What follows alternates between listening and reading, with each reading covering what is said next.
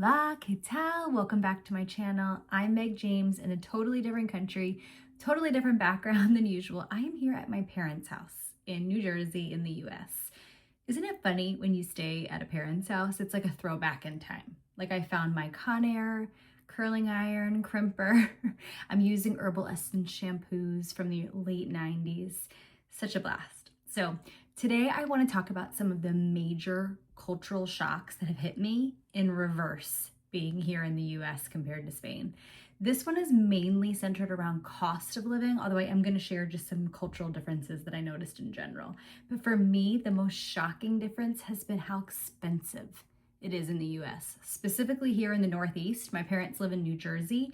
We went into New York City yesterday, and honest to God, I'm rattled by the price of things that I've experienced this week. So I'm going to walk through some of the prices I've experienced, share some of the flexes of things that I think are very low priced in Spain, and also walk through just some funny cultural differences I've experienced this week. Let's get into it.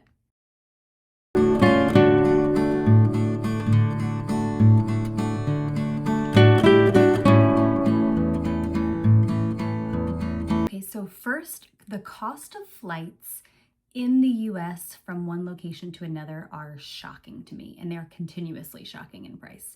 So we own a farm in South Carolina, and we were hoping to fly there, just my son and I, so two of us, to go from Philadelphia to Greenville, South Carolina. So Greenville, South Carolina is not a large airline or airport, right? It's not like Atlanta, Philly, DC, Boston. It's harder to access, kind of like a Kansas City, or I'm trying to think of another small, like maybe somewhere in Louisiana would be New Orleans. It's not as easily navigated as some of the bigger airports.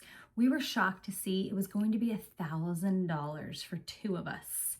So that would be like 1,300 euros for two of us for one day to go to Greenville, South Carolina, where our farmhouse is from Philly. I mean, that's just insane. So my dad is sharing with me, this is what the cost of things have been here in specifically the Northeast, but a lot of the US. Another example is we went to Dick's Sporting Goods and Target, which are two common stores that we visit when we're here visiting in the US.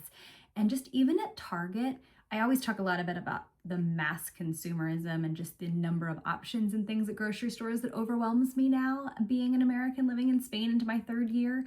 But something that shocked me was just the prices at Target. Just thinking back, like looking at each of the toys and things, and my boys would be like, oh, I like this. And I would look and I would say, that's a $53.99 piece of plastic. Like that is insane to me. And so things just feel so much heavier in cost here in the US. Eating out when you're adding in the tip feels so much heavier. Even a train ticket, we took the New Jersey transit system yesterday to go into New York City from the Hamilton station, so in Northeast Jersey. It was $55 for two of us to just go whatever those 8 stops are. So it just feels really, really expensive in the US to us. In Spain, I think there are some things that are so much more family friendly when it comes to cost. The first one that comes in mind are utilities. Someone mentioned to me, they live in New Jersey, that they're going to spend $1,200 for heating and cooling their home this month.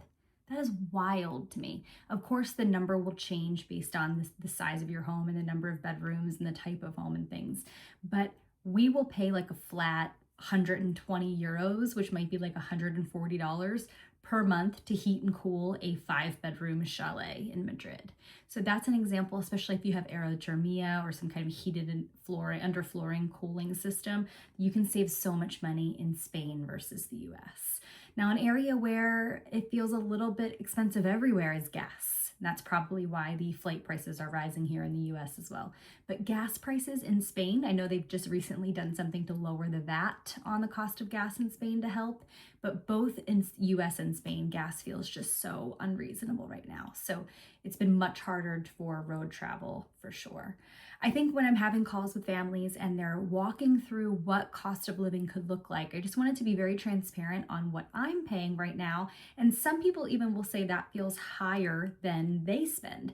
And so of course it just depends on the brands you choose, the food you eat, your style of living, right? And so it just depends on each family. But just to give you a helpful perspective on what we're spending, I think would be helpful. I'm also, while I'm here in the US, going to be going to the grocery store. So I'm just going to be filming some of the prices that shock me because it's so much more expensive, specifically in the Northeast grocery store, than it is going to Spain. I'm already excited to go back tomorrow and experience the Spanish, the EU, the European prices in grocery stores, especially in Spain, because it is just ridiculous here in the US. So let's talk a little bit about what we spend in Spain month to month. Okay, so for starters, we rent our 5-bedroom chalet home in Madrid. It's new construction. We rent it from an owner, a Spanish owner in Madrid. No one has ever lived in it. It is new construction, 2026, brand new. And that's important because that can change. If you lived in, say, an older part of Tres Cantos, Madrid, Spain, it's going to be less than it is in the new part, in the Nueva Tres Cantos. So for us, we spend 2,500 euros. So that would be around $2,750 per month. But that's actually pretty good. I already shared that we pay close to 120 euros per month for utilities, which is very low. That includes water. Our cell phone bill, I've shared this before, we pay 25 euros. So that's $27, $28 for 2 people to have cell phone plan in Spain. And that covers all of the EU, not just Spain. So that's a huge flex. That's probably the area that we spent the most money in compared to Spain month to month was cell phone bill. That includes internet too. Honestly, we just have such low utilities costs compared to the US. So that helps so much from a month-to-month perspective.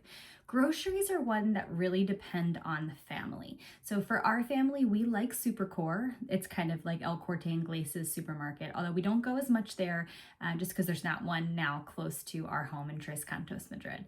And so I do like Mercadona. I know that's kind of a nation favorite in Spain. I don't love it. I don't find the meats to be very fresh. So what I find my flow to be is I love Ahora Más. It's a grocery store specifically in Madrid. There's a new one in Nueva Tres Cantos, and it's much more reasonable. They also have like a charcuteria, they have a carniceria, they have a fruteria, they have fresh fruits, it feels like, compared to the other places. But when I can, I go to those dedicated tiendas, right? So I go to the family-owned fruit stand, I go to the family-owned meat shop and get things cut because it's just better quality and the prices can be very low. So for our family, I mean, we're probably spending realistically about $1,250, maybe even $1,500 a month in euros on groceries. So what that would translate to is max about 1,750 or so US dollars. So that's considered really, really high. I know families who are spending way under that, like closer to 1,000 or even 800 a month on groceries. I've had some people say they spend 600, but that seems really, really low to me. So food is an area where we splurge on, but I think you can find the range not being much more than that. When I show you the grocery store prices in the US, specifically in the Northeast here in the suburbs of Philadelphia and New Jersey, it's insane that people are messaging me saying, I spent, $200 getting 10 items. And so all of a sudden spending that in Spain just does not feel as high.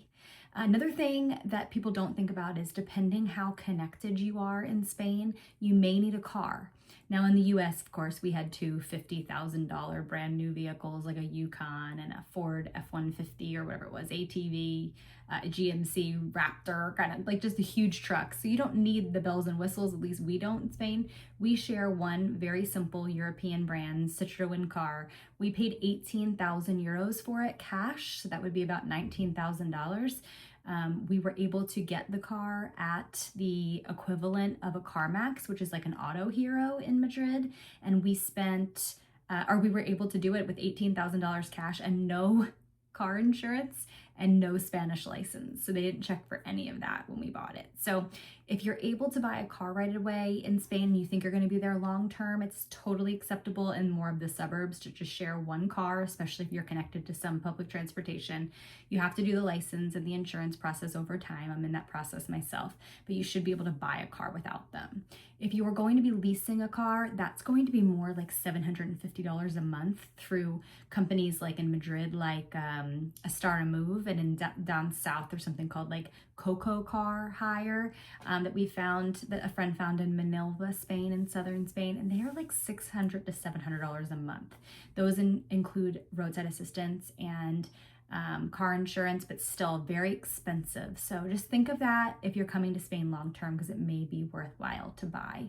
As far as the other costs, some of the bigger costs are schooling for children, because although in many provinces you can send your kids to a public school and pay no additional costs, meaning like the books are covered, the lunch is covered, that there's no uniforms, etc. There still are public schools, especially in Madrid, that you do pay those things, and it still ends up being like $3,000 a year per child. So just be aware that just because you're enrolling your kids in a public school in Spain, it does not mean it's going to be free like it is here in the US. And so there's a wide range of schools when it comes to cost of living in Spain. You can send your kids to like a Brewster or an American School of Madrid and be spending $20,000 per child, or it feels that way at least, maybe $30,000 total for two. Or you can be going to a much smaller scale like us at Life International School in Tres Cantos, Madrid, more in the suburbs or maybe outside of the big city. And those would be closer, like we probably pay $12,000 for two. So it just depends so much on the school you choose, but it is very expensive to send your kids to private school in the US. I remember if we had stayed at Southside Christian School, which is also an ACSI, Christian accredited school, here in the US, my parents would be paying about $37,000 right now instead of $12,000. So that's an area where Spain is much, much less. And so in general, Spain just feels less to me. Like if you go out to breakfast in the US, you're going to a diner and you're spending $50 for two because you're getting the pancakes and the drink that's separate, and all these things, maybe 40 for breakfast, the bacon, the eggs, you're paying for the additional coffee and whatever it is. It just feels like it's very heavy. The cost of going out to get like a smoothie or an acai bowl here is very expensive. In Spain for breakfast, you're usually going into a cafe and you're getting like a pan con tomate and a café con leche, and you end up spending like, €4 or something, $5 for yourself. If you're with another, you're spending under €10 total. And so eating out, specifically breakfast culture, but eating out in general, the no tipping culture, and just the less consumerism makes Spain a hands down winner as far as saving money and just not spending as much day to day. So when I show prices later in the US, I just can't wait to see reactions on like, yeah, this is our normal, but these are not normal prices for us in Spain. In fact, these are extremely high going grocery shopping, and I'm already looking forward to returning back to those Spanish prices. A few small interesting cultural differences that I realized this week is, one, it feels so weird to turn on red here on a red light.